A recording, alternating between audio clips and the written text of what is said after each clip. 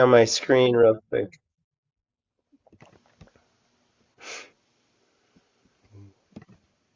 Ah, there we go. A good gallery view. Um, yeah, I don't remember if we did this this way last time, but I'd like to. I always try to lead with the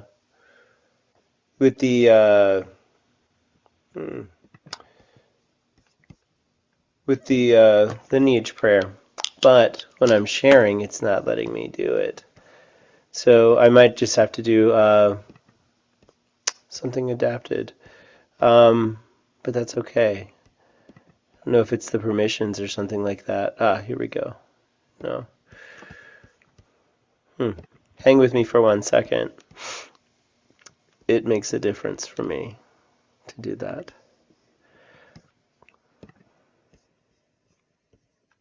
Hmm.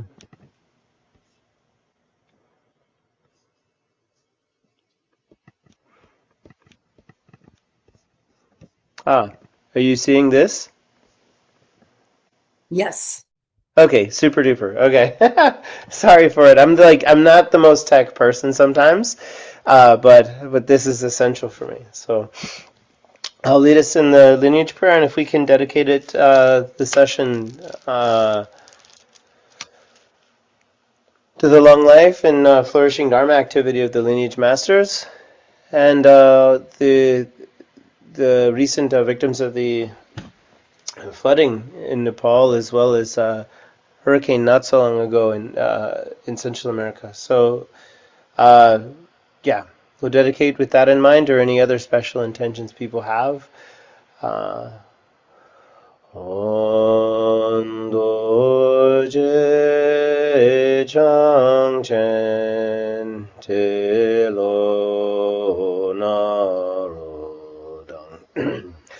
말바밀라 조지간보바 두손세자 군겐가마바 지지중계 규바세난당 쥐탁사손 발렌주바소 잡란자갸 칠라나예베 냐메 조건 닥보가규라 소와뎁소 가규라마남 유바제노 남다징예로 젠롱공기 강바선바진 제노kunla 자예메바당 세디도닥 조배곤체라 네쿠젬바 메바징길로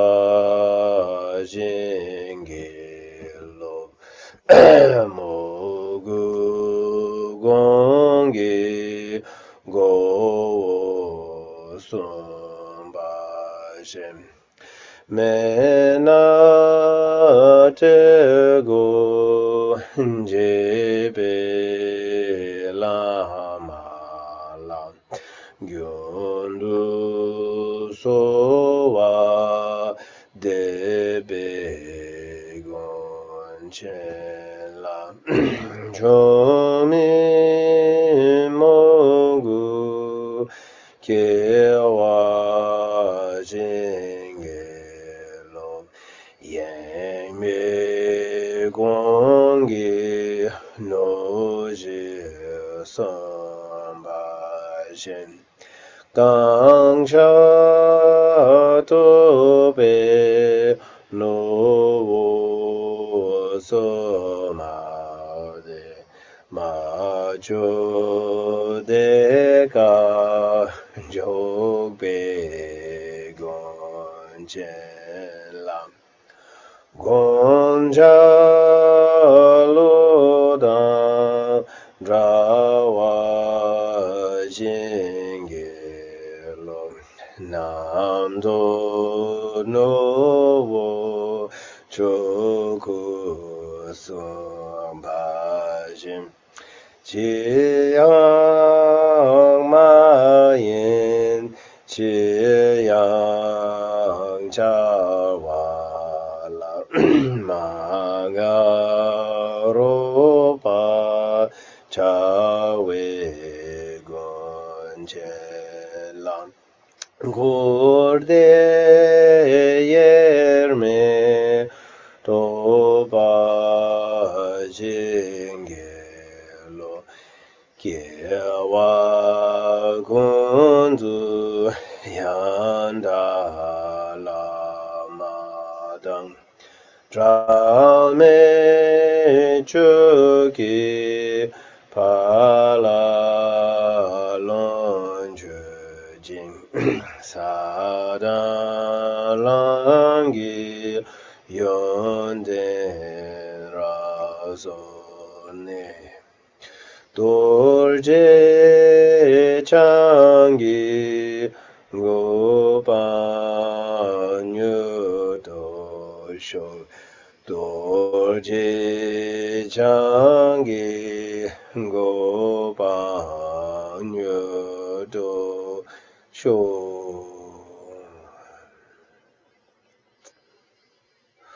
o palen sawe lama rinpoche dagi jiwo pede denji la kadrin jimbo gongne jesun de kuzun dugi nodro sado so nyuden no sambe mangi sana mangi sun dugi no ne ne ma jin jesun no ko ne no ko ki jesun de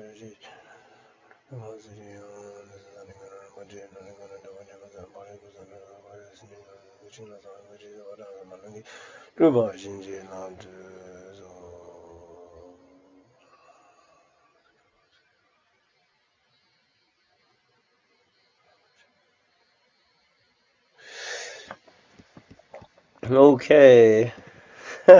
So, yeah, excuse me for taking a minute, getting situated. I haven't done any kind of Zoom things for a minute since the spring. It's part of it is that it's and I haven't done anything with you guys in probably 9 months. I think something maybe a little more, but no, it's a obstacle year for me. So I've been focusing more on practicing and a little less on too much public kind of stuff. But at the same time, I've done plenty too. I recently kind of helped with a series of, I guess you'd say, like pre-pointing out Mahamudra courses as part of something E-Vam did. They had a Mahamudra retreat in Crestone, I guess in the late spring, early summer. And that wasn't that long ago. And then next week I do, for E-Vam, I'm doing a, what would you call it? It's a family retreat. It's the first one they've done on the East Coast. So it'll be kind of different and interesting. There'll be like kids, my son's going, my wife's going.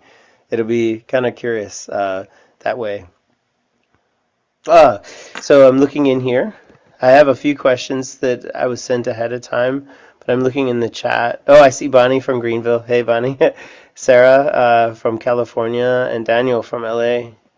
Very good. And I see Sue too, and some regulars from here too that I've seen from the last times we've met. But gosh, I've never done a Q&A on its own terms.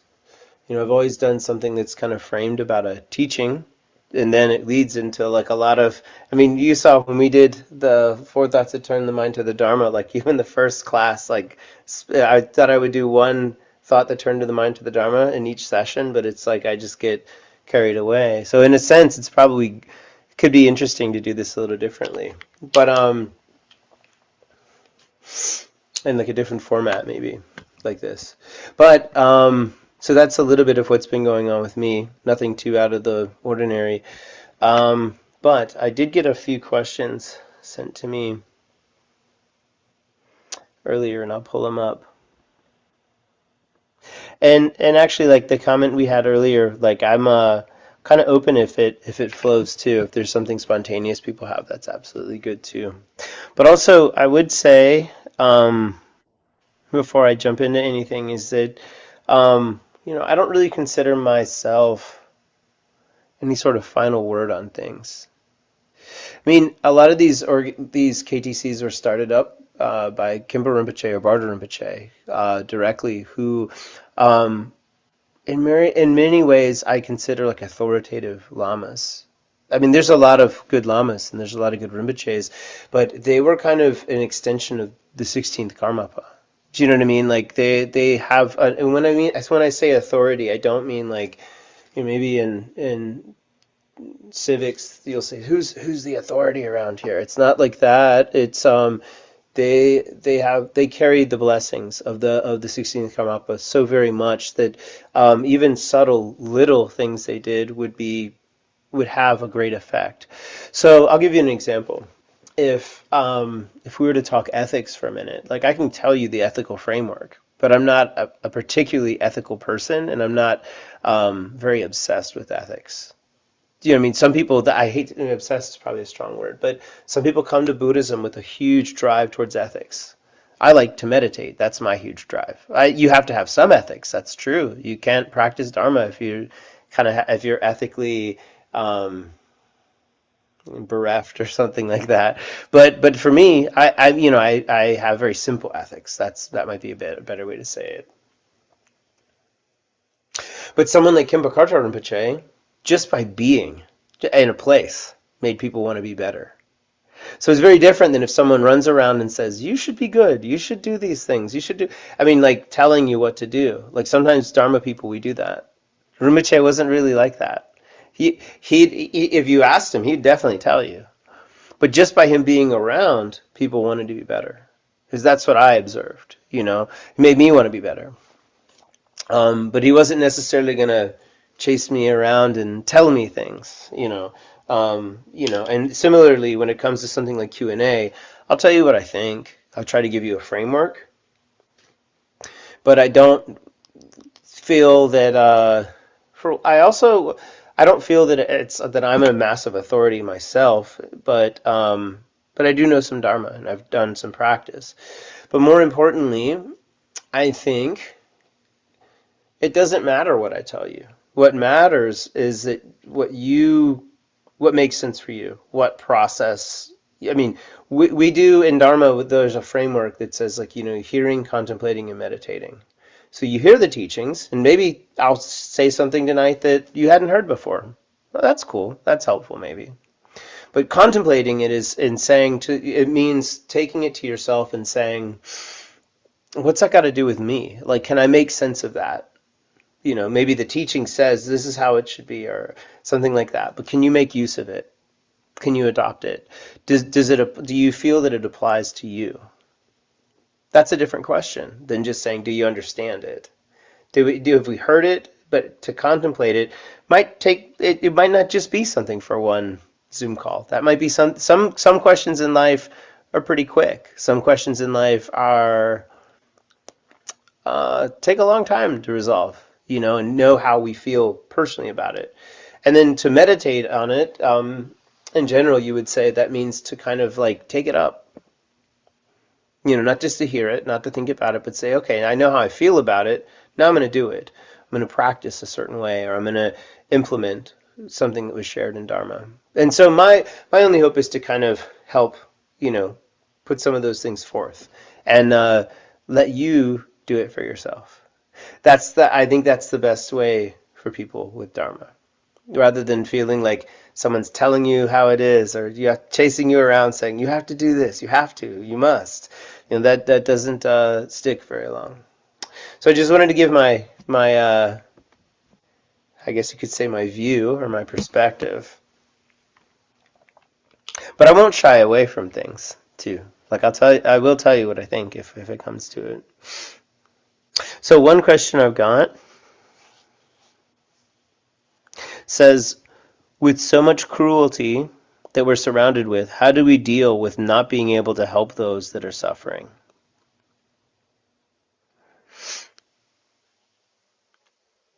It's not, I mean, it's a pretty straightforward question in a way. I think it's not, I'm not hearing it and saying, I'm not sure what you mean. I know what you mean.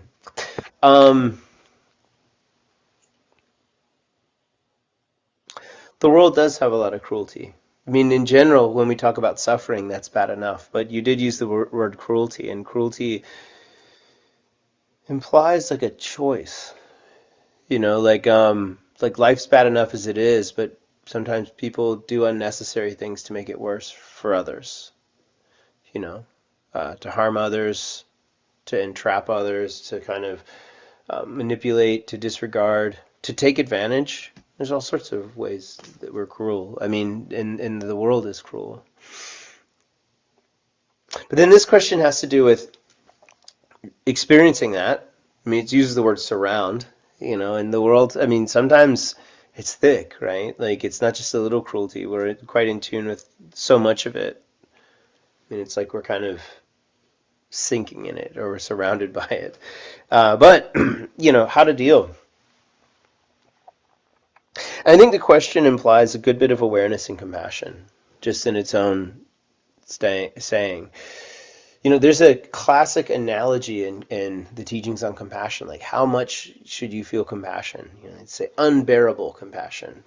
And one traditional analogy is that if there was a mother who had no arms, but she saw her baby fall into a river and would be swept away, by the current of a river, like how much that mother would feel. And in this sense would attempt to even save the baby while she can't swim. Like that's the longing that comes along with the Bodhisattva path. Like the longing to, you'd say the willingness to kind of share space with suffering, to be present, to be with it, but that we can't sit by. Like by unbearable, it means it causes us some discomfort and some restlessness, like the urge to not let it persist, to stop it. And it's interesting because like in the world that we're in, there's a lot of people, you could say like arm wrestling over that, like getting involved, wanting to do things. But some of that, like there's a lot you'd have to piece apart. But from a Dharma point of view, if you look at the Bodhisattva's way of life, it could kind of break it into two things: action bodhicitta and aspiration bodhicitta. So aspiration bodhicitta is when we are willing to think of the suffering of others and make wishes that it not be. In other words, say like, may others not suffer. And some of the objects of that focus would be, you could say, kind of simple, loving beings in our sphere of our life, and some could be challenging, some could be hard, some could be when you add the Dharma point of view, like especially with the word like cruelty, like we would say the recipients of cruelty, like that touches our heart, like to hear others cry out in pain, like we said, that's no different than the child being swept away by the river. But to see others enacting cruelty, with the Dharma view, we have a longer view a little. We talk about the suffering and the causes of suffering. And for someone to be cruel, I mean, in the present moment, that means that person down the line will have the results of cruelty. You could say just real brief, like, I mean, it's hard to know how far karma goes out for beings. But if someone's cruel around us, we don't really want to we don't really want to embrace that person. I mean, we know that it's hard as a bodhisattva to want to contemplate them, but people who are cruel, in a sense, cut themselves off from a lot of life. Like I mean, a little cruelty can ruin a lot for us in our lives, but extensive cruelty, can be a lot. So we make aspirations for beings who are suffering, and that's the first step. And then the second step would be action bodhicitta, like doing something about it. And Shantideva says the difference between the two is the difference between making kind of a plan to travel. You say, oh, I want to do that. I aspire to, maybe we want to go to Paris. I aspire to go to Paris. I aspire to go to Crestone. I aspire to go to California. These kind of things. You aspire to go, and then to get in your car or to lace up your shoes or to go to the airport and do it, that's actually the pursuit of it, the action of doing it. So it's like the difference between wishing to go on a journey and doing it. And so that's the distinction. Action bodhicitta, to say a bit, I actually remember one time Taisita Rinpoche said this really succinctly. He said that, your aspirations should be vast and infinite, as big as the biggest aspiration you can have. Like we should wish with a big, big, big mind. But our actions, our commitments, should be very judicious and should be things that we know we can achieve, that we can follow through with, that we can, that we can make it happen. In other words, don't get them mixed up. Don't say to yourself, what's the point in having a dream or a vision? What's the point of wishing well for others? It's too impossible. There's too many people to save. From a Dharma point of view, that's not good.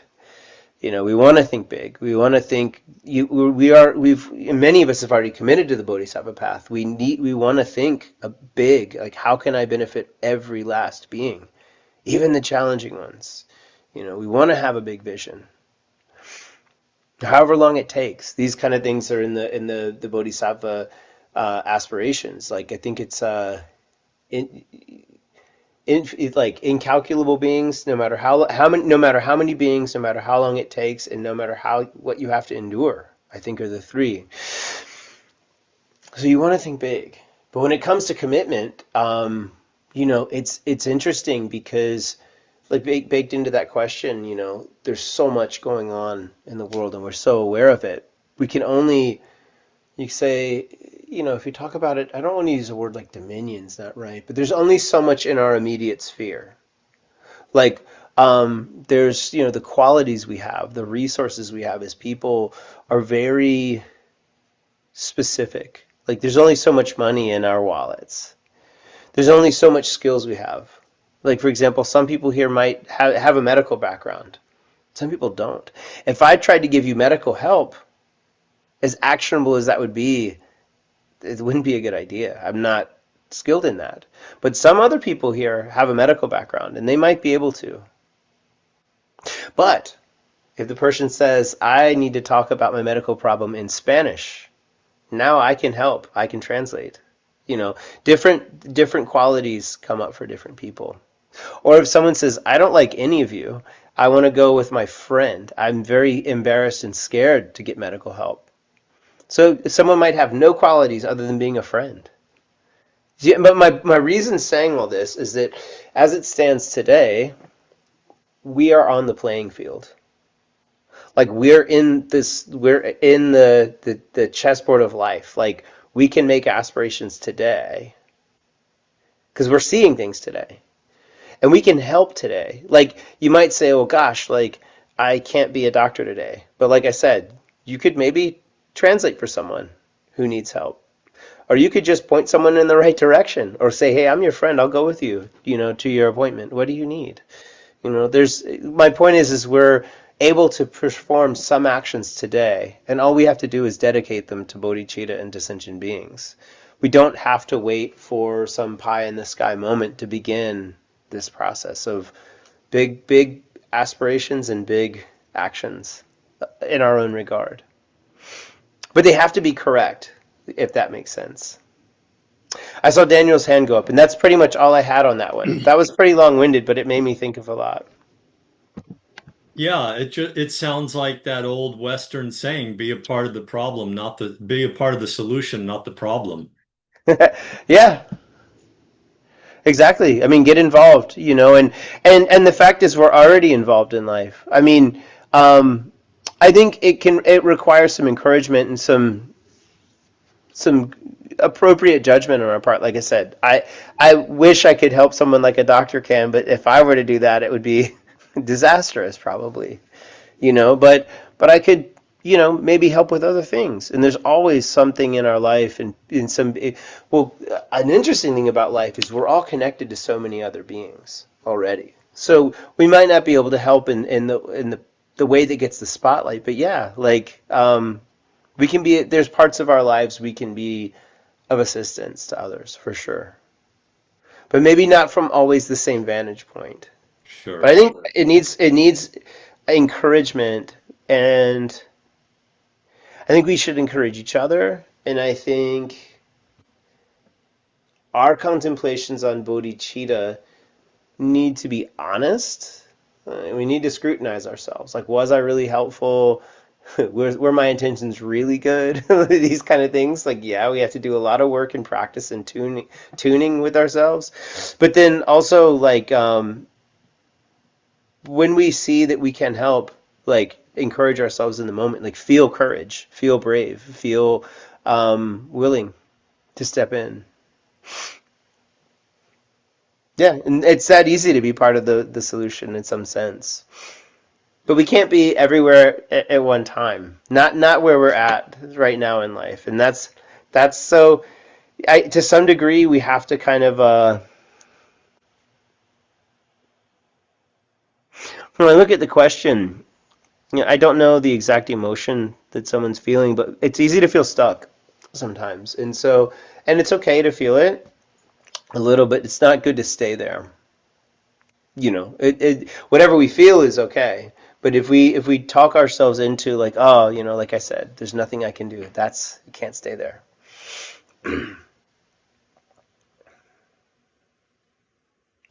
So the next question says, I have a question about Nundro and commitment. If someone has begun Nundro with the intention of completing it, but at this point does not feel genuinely committed to continuing, are there karmic implications to leaving it unfinished? I would still like to complete it someday, but I also do not want to practice simply out of obligation or fear that something negative will happen if I don't finish. From a Dharma perspective, how should we relate to the practice we have begun and not presently feel called to continue? So, okay. Um,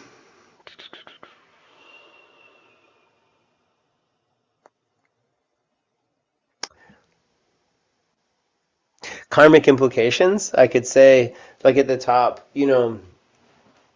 I think it's interesting. Anything, I mean, we did talk about the four thoughts that turn the mind to the Dharma. So this one is purposely like a two-sided, like, I don't know what you call it, like it's a two-sided, like, statement, but everything we think or do, like every choice we make has, like, karmic consequences, kind of, unless, like, we're perfectly resting in the state of Dzogchen or Mahamudra awareness. So, like, there is some karmic implication, but I would say it's not necessarily, like a hellfire and brimstone thing. It sounds like in here, it sounds like something the person would like to do later. It's just like how they're relating to it now is part of the question. And so I think as long as you don't have an antipathy towards uh, the teachings and the path, I think that's, like, meaning, in other words, if you're like, Mahamudra, who needs it? It's a bad idea. Or, I don't really think there is a path. Like, what's the point of practice? Like, that kind of thing. That would create antipathy. and like therefore you'd have a habit of, like the word, the path part of antipathy, like a pattern of or a path of negativity towards it, and that's, that's not what we want, because yes, like when you look at things like a lineage, like you might be looking at cultural things, you might be looking at the kind of institutional things, but realistically, the essence of the teachings is the real point, and that's we're basically talking about working with our mind and sanity. And Nundro is creating a framework that goes from coarse to subtle. And as it gets more and more subtle, it it primes you for best relating to mind, best relating to Mahamudra, best relating to Dzogchen, best relating to Guru Yoga, like the mind of your guru. So, as long as, let me think how to say this. What I see in this question, and what I see a lot of people deal with, is a disconnect between joining Nundro and other Dharma practices. So if you're like talking about fundamental Buddhism, Nundro includes things like refuge and bodhicitta, and purification and offering and things like that. So common, and the contemplations of the four thoughts of telling mind to the Dharma. So the fundamentals are included if you're coming from that point of view. But a lot of people now get teachings on Dzogchen and Mahamudra like commonly and relatively in an open space. Like you can get them on the internet or things like that. And so then people might say, well, gosh, I've got this teaching. Why do I need to do Nundro? And part of that is a little bit predicated on a culture that used to say, like, you have to do Nundro before you get certain teachings. And then if they're being given freely, then you've kind of given the punchline to people ahead, So what does that have to do with anything? It's like, or is that a new situation? It's not a new situation. That's always been going on. What I would advocate towards Nundro, though, is or suggest, maybe is a better word, like if you've got like pointing out instructions or Mahamudra instructions already, then it's very unlikely. I mean, it'd be very rare. That might be a better way to say it, for someone to just say, I got it. Like, I got the teachings, and now my mind is completely Buddha, and there's nothing else to do. If that was the case, you don't need to do Nundro, but I don't think most people fall into that category.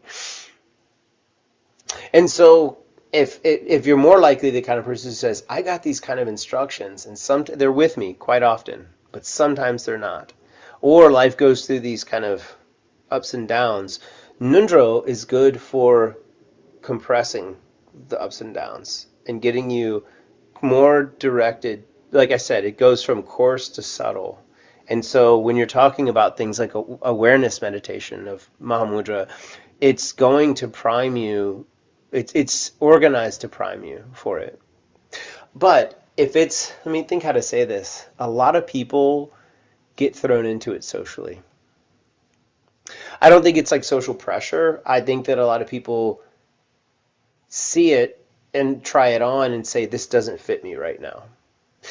But they still like Dharma, they still like the teachings, and they still like things like that. And I think if a person really feels they're in that situation, rather than doing something, because if you keep doing it and you don't like it, you create a negativity by doing it. You're like, oh, I have to do this, or I'm being told I'll go to hell if I don't do this, and that's miserable. Then it's like you could create a negative pattern towards it. That's really not good. So I think the best thing to do, I'm kind of going from broad because I don't know the individuals asking the question, would be to calibrate, find a teaching that is suitable for you. But you have to do something. There's no path if we're not doing anything. If we just tell ourselves, I don't need to practice Nundro, I don't need to practice Chinrezig, I don't need to like, oh, I've got Dzogchen, I don't need to do anything. That's not Dzogchen. Really, if you say I've got Mahamudra teachings, I don't need to do anything, that's not Mahamudra. Like, it's just wasting time. It's talking yourself out of things. But if a person says, I want to focus on something else that definitely makes sense to me and emphasize that, I think as a practitioner, a lot of people, I could get dragged by some peers on this, but I think you have the right. I think if you know yourself and you know your practice, then that's sometimes what you have to go with. I would always encourage someone to do Nundro, and I think there's a lot of sense to it, but I think that a lot of times in our community, it's taught just a lot of times people get mixed up because of this whole bottom up thing I was talking about. You have to do this before this, and then people in other communities get mixed up because they get the teachings and then think, oh, I've got it. I don't need to do anything with merit. I don't need to do any purification. And both are a little bit not, there's a missing piece. Like the path needs to come together. Like the high and the low have to meet. It's just like a tree, you can't just have part of it. That's not a tree. It's either a stump or it's like a tree that's on the ground because it's not rooted. Yeah, so I think, I did say a lot on that one, but and I'm like this. I talk all sorts of angles, which makes the Q&A a little bit strange, but I hope I said something in there that helps. But I do think you have to practice something. And that sounds, if I would have just said that at the top, that would seem a little curt, but you do have to know why and what you're doing with any practice, even if it's a simple practice or a complicated practice. And the only other thing I was going to say about this one that I would say changes everything is if you, a lot of people, when I said get involved in Nundro socially, let me qualify that. I think that sometimes if you go to teachings where there's a lot of people and a singular teacher is sharing a lot of Dharma with a lot of people, they might give out Nundro, or a community broadly gives it out. And that's more and more the way things are happening now. But if you have a very close relationship with a teacher, that changes everything. If you have a teacher, you know them well and they know you well, I'd even go so far as to say there's like a warm kind of loving relationship, and they say that you should do it. I would really consider that if they directly say it to you, But what I mean here is like your root Lama, not the do-good police, the Dharma police. It's not what I'm talking about. I'm talking about your root. If someone is your root Lama, and they said, I've heard your life story, and now I think you should do this. This will make a difference. Then you really owe it to yourself to consider it in that case. But very few people, less and less people are having these kind of close relationships with gurus and lamas over time. I think things are more broad these days for most people. But I did want to throw that out context-wise because some people that is the case. And that does change everything a bit. But I also have to say I don't have a narrow view of Samaya. Sometimes people think of Samaya as this tight, impossible religious commitment thing, to where you're more damned than things are possible. And I think that that's a small view of Samaya. I think Milarepa said that if you have, and this is true, Samaya is just the word for commitment. Milarepa said, once you really understand that, compassion and emptiness, then the things are okay, because samayas are automatically kept. He kind of says they're empty, but it doesn't mean they're disregardable. It means that they're just, if you're living within a view that's soft and empty and free and connected to Mahamudra, then you're easily fulfilling your samaya. It's not necessarily some oppressive thing. And I often felt like if you just simply understand that your guru is compassionate and you love your guru, then it's not a complicated thing. You know what I mean? Like there can be a lot of details to Samaya. Like, some practices they might say you have to do this one thing this one way, but the root of it is love and respect to the teacher, and after that is with the community as well. So it's like if you just keep that perspective that of love to your teacher and the community, I think that alone is more than you think.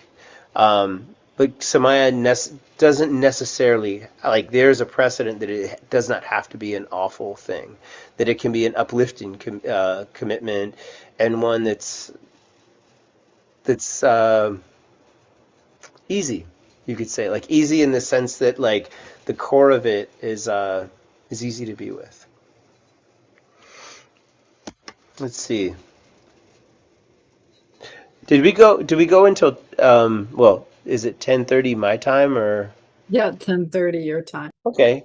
I think I have one other question unless someone's got one came to me in an email today.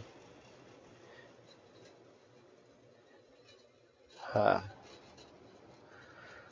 but I might keep it anonymous. But let me see, is there anyone else who has any questions on here, or I mean, if I said something to you that was kind of more confusing than helpful, I don't mind expanding on any of it. Lama Jinpa, I have a question. I have something I'd like to ask. I didn't put it in Yeah. a form. I just thought I'd do it in person. Oh, Wendy. Yeah. It's Wendy. Yeah, okay, great. So I've been struggling to understand karma, especially when so many people suffer. This is that interesting. We talked about that before. Uh-huh. Through no apparent fault of their own. When natural disasters happen, like the earthquake in Nepal, how does karma relate to the suffering of the people affected? And when people have been working and following the rules or taken off the streets and held in detention camps for months, Mhm. how do we understand that in terms of karma? And I once looked for an explanation of how karma related to the Holocaust. And I remember reading about group karma. I don't understand what that means or how to make sense of it, or if you've ever heard of it before. Yeah. I struggle with some of those too. Just being, well, first of all, like I remember saying this last time, and it's kind of my my llama escape door a little, but and so forgive me, but I'll pull off it. But there are statements that the Buddha, or there's the Buddha said that like only a person who's a Samyaksan Buddha can fully understand the workings of karma, and what that means is that the rest of what we can do is kind of guess based on what was presented. And usually when teachings say that, then the next thing they'll do is teach you the 10 virtues and the 10 non-virtues, so that you hopefully do the do the right things. But my point is it's mostly inconceivable to me. Like I have a sense of my own karma, and I think we all do individually. And I know that doesn't really answer your question, but that's the part that compels me to believe in it. Like when um, but it's important to think to get that sense, because like I won't know what's going on in other people's minds, but I will see what life gives them. So then I do wonder about that. But what I can say definitely for me is, like, for example, like when the previous question was talking about being cruel. Like if I'm cruel, I don't feel good. Like, you know what I mean? Like it changes my state of mind, and then it changes how the world that I live in, my own sphere, I guess you'd say, like interacts with me. Like I might be intend on being cruel to one person, but be cruel to someone else, or in my cruelness I might be blind to someone, or and so then like things just become like I create that suffering, you know what I mean, and then create, and it perpetuates, so I kind of have a sense of that for myself. And similarly with happiness too. But when it goes kind of to this like macro level, I think the word karma itself, like chö in Tibetan, it means just kind of activity, like the way things go. And I say that because I've seen on more than one occasion scholars kind of drop a flag about saying that, it's not anything to do with judgment. Like, I think, well, as Westerners, at least, when I was growing up, it felt like most of the time you first hear about karma was kind of like an extension of the justice principle. In other words, like someone does something wrong, they get punished. Someone does something right, they get rewarded. And it's funny because, we use the word merit in Dharma. But what I mean is that, like, I see in my own sense causes and conditions occur and play out in my life. So that's why once I've contemplated, that's why I personally believe it. But I think it's a really hard ground to go in. Yeah, I know you weren't saying this, but it's a little bit almost like parallel. This idea of kind of like we can't help but wonder what someone did to deserve something. And sometimes people do assert, and you weren't doing that, but someone says, they got what they deserved. It's like, well, gosh, like, to me that sounds so like a person must know a whole lot if they can say what someone else deserves. It's compared to like what we said the Buddha was saying, like you have to be a perfectly enlightened Buddha to understand the workings of these things. And that doesn't even use the word deserve or what happens. It's just how it works. So it's so different. And I'm not dodging it, but all I can say is that at a certain point, we're just all these beings that are coming and going. Like, is humans, and it's a mess. It's crazy. Like, I mean, life, like the first question I got today said, like, life is, full of cruelty, and it certainly is. At the same time, it's full of joy and like wonder and like magic too. And like that's this crazy thing to reconcile because we search for one and we get the other, or people just don't get a break and all they get is one. And so I will tell you, I've never liked, even if the person said it compassionately, I've never liked when people would say, there must be some previous karmic cause. And yet, like, I sometimes don't know that there's any answer outside that. Convention, like from a Buddhist conventional point of view, like the logic of everything has a cause and everything has a condition, it's pretty airtight. And just because I don't like it, do you know what I mean? I really don't like it. I'll be totally honest. Like when you say, man, like a child died, in a flood, I'm like, man, why? What did that child do? It's so crazy. And like, one contemplation in Dharma that never settles well with me, but it settles well. It settles deeply, is that when they say when someone the same age as you dies, think of it's just like you.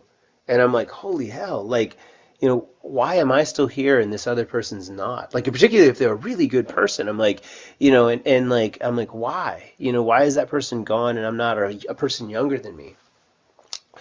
So I don't have an answer on that. That I really like, other than the fact that we're just here for a little while, And so my view is a little closer to impermanence because to me, I observe karma play out, and I try my best to make good decisions, and I'm awful at it. But I think, but I can't, like, on my side, I try not to judge like others in that way, if that makes sense. So I wish I had a more eloquent answer, but I think you feeling what you feel is a good thing to hear from a Dharma person. It shows you're thinking of others, and that'll, just the shift of this is a big karmic thing. Sometimes people talk about virtuous karma and non-virtuous karma, but here's just one, is that like, we're all trained to think from a self-centered point of view. It's just innate to being, and we can get carried away with it too. Like we can learn and promote it in ourselves, but just shifting from that to thinking about others, that's a karma. I'd say it's a healthy karma, because it certainly dissociates us, a little closer to non-self. I mean, positive dissociation, not other kinds of dissociation. But if we over associate with ourselves, and so to think about others is good. But yeah, I don't have answers on that, and I think about it, too. So That gave me a lot of different angles too. Thank yeah, you. I apologize too if I'm overloading with this. This is what I do. I love to contemplate and I love to think. So by the way, on any of these questions, guys, if I'm just like killing you with all this, like like the like madman back and forth stuff, that's like what I like to do until I exhaust it and I meditate. Or if sometimes a good one pops up. No, I like that kind of path. It Okay. does. It works well for me. Thank you.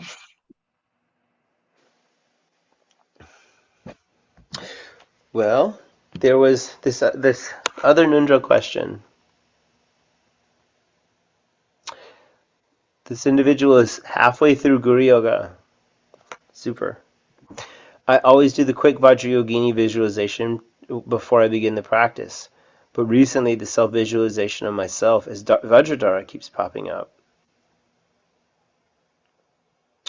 And the person has great devotion to Vajradhara. So the question is, do I keep going back to Vajrayogini visualization during Guru Yoga or go with Vajradhara? So,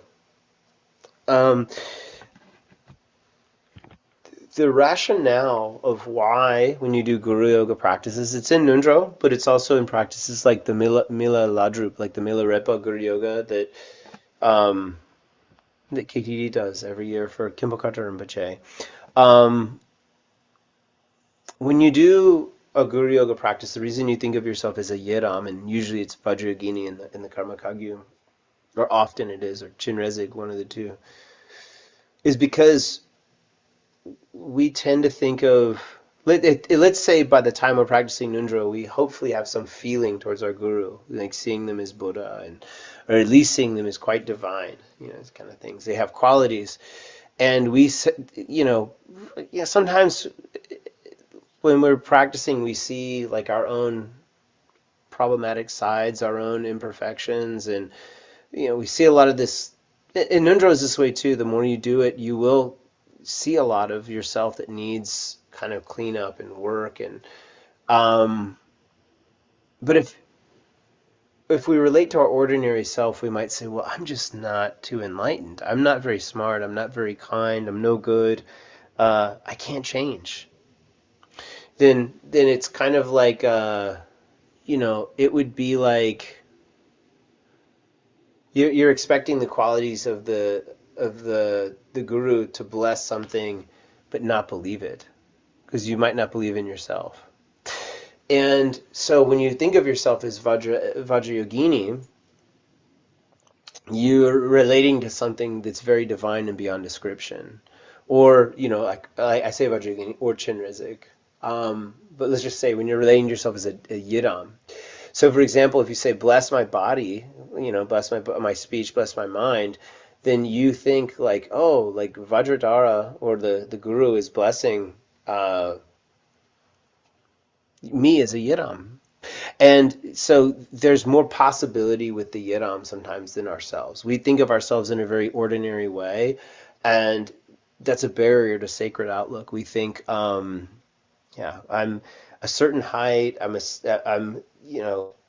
probably most Dharma people probably say I'm a little bald, a little overweight, I'm a little cross-eyed, I'm a little like whatever, like I'm a little old now, I'm a little this, I'm a little that, and we tend to think of ourselves in a flawed way. Or our speech, we think, oh, it can only do so much, or it's usually bad, and my mind is a mess. I think these thoughts, and there's this problematic pattern of my mind in the past.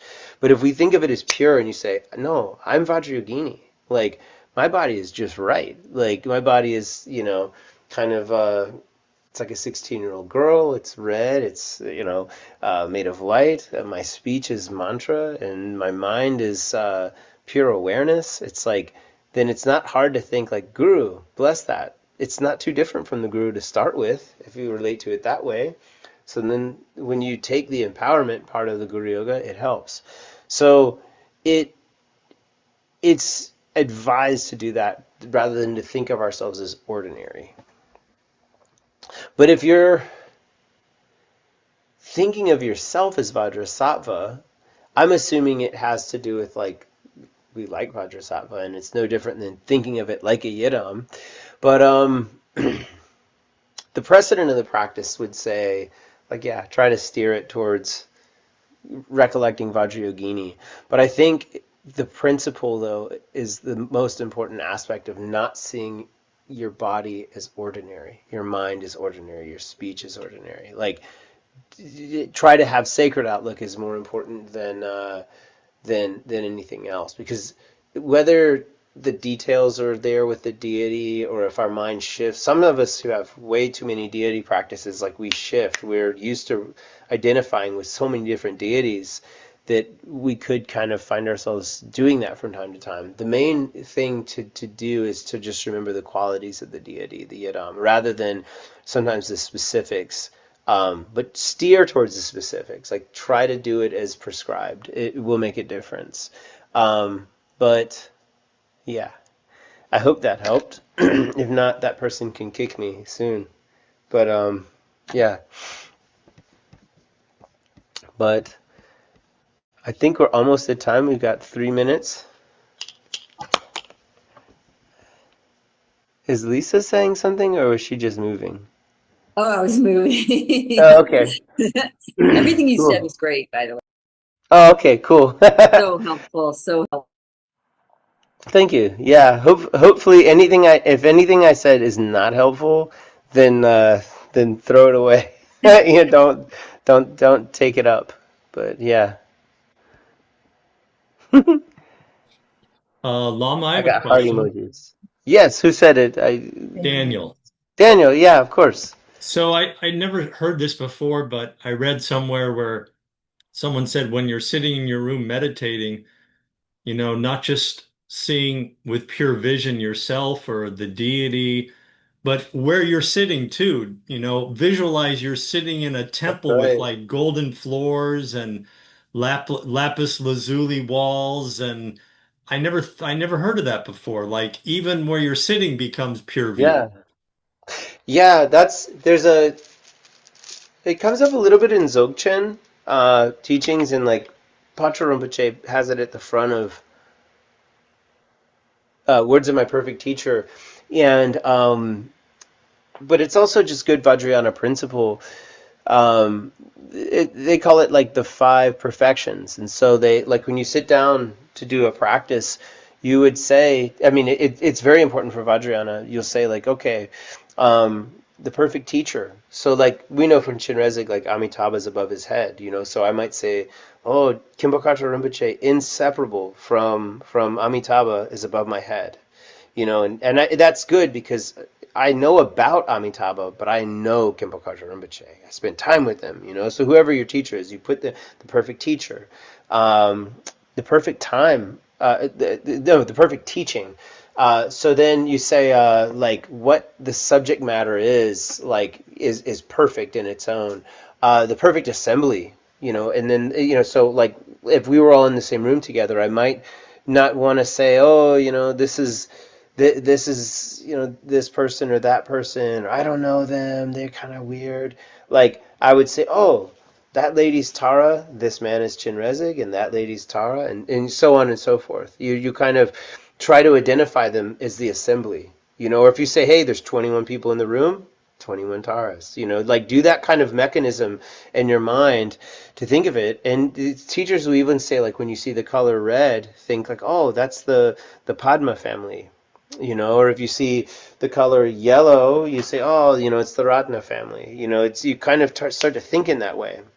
But yeah, the perfect place, and so you think of it as like the we were talking about Vajrayogini. She's in a Chojong, which is like a triangle palace, but Chinrezig is in the Potala palace. So you think of it as like, like Daniel had just said, is an immaculate, perfect palace, and with all this adornment and favorable conditions and things like that, and not just, oh, it's my ordinary room, it's too small, or gosh, this carpet has a stain on it, like these kind of things. You try to relate to it as being pure, and you train in it actually over and over. And yeah, perfect. Let's see, perfect teacher, teaching, place, time, and Time. assembly. Time and assembly, I think. I've heard it as the 5 excellences. I've heard that. Yeah, that too. Yeah. Yeah, Okay. yeah, but it's a common one, and it actually I remember doing it quite often in retreat when I would just kind of start out of the gates, like in a session, you chant until you get to a mantra, and or if you're doing a mantra session, like recollect those, like think like, oh man, not ordinary body, Vajra body, not ordinary speech, Vajra speech, not ordinary surroundings, Vajra surroundings, Great. Vajra assembly. And the more you do the practice, the more it trains in it. And it's interesting because it goes into the last question about, it's the same issue. Even from a Mahayana point of view, if you say, let's be generous, let's be patient, well, it's like Aaron can only be so generous. Aaron only has so much money in a wallet or so much time in a day. But, if I'm Tara, then I can give inconceivable mental offerings with my mind. And you could say, well, does that really help anybody? Like, you know what I mean? It's like, maybe not today. But what it might do is instead of, like, if I train myself to give more and more and more, then next time I reach in my wallet, I might not say like, oh, $2 is so much. I might just say, yeah, take 20, take whatever. Like, so in other words, it's a way to train vastly. And granted, like, I mean, or I might say to someone like, hey, what do you need? Like, it might not just be material in terms of generosity. It might be like sometimes people ask for stuff and like we don't even take the time to really like ascertain like, wait, what do you need? You know what I mean? So like wisdom might be the issue, not just like I said, material.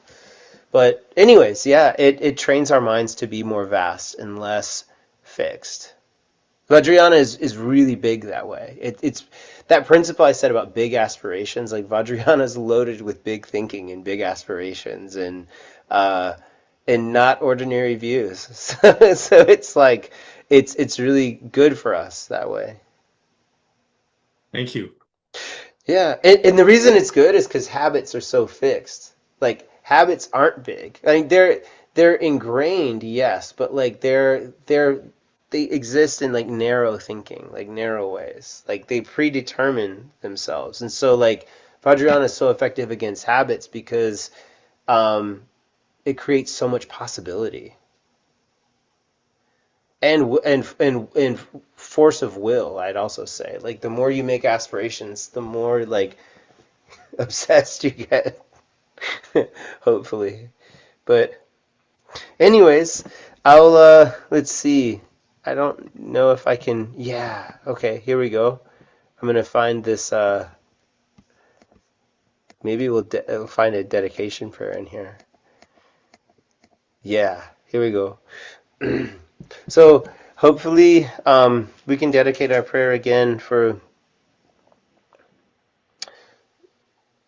these beings like suffering. I think that we had hinted at in some of these questions, but um, yeah, we'll dedicate this for beings in a profound and vast way, beings in need, who are coming and going from this world just like we are, but many of them without a path or without any peace, So we'll dedicate it for them.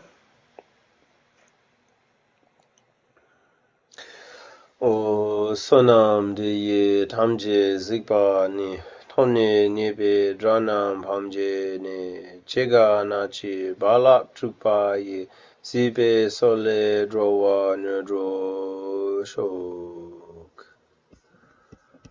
Okay. Well, I hope we all meet again soon. If Yes. not, thanks for sharing some space and time with me. And yeah, so and safe travels to any of you traveling. Thank you, Lama Jinpa. Thank you. Being here. I'll be in Thanks. touch and really appreciate you being with us. It was awesome. Thanks again, y'all. Thank you. so much. Thank Thank you, Lama Jinpa. Love to see you. Thanks. Wonderful to see you. Bye. Bye.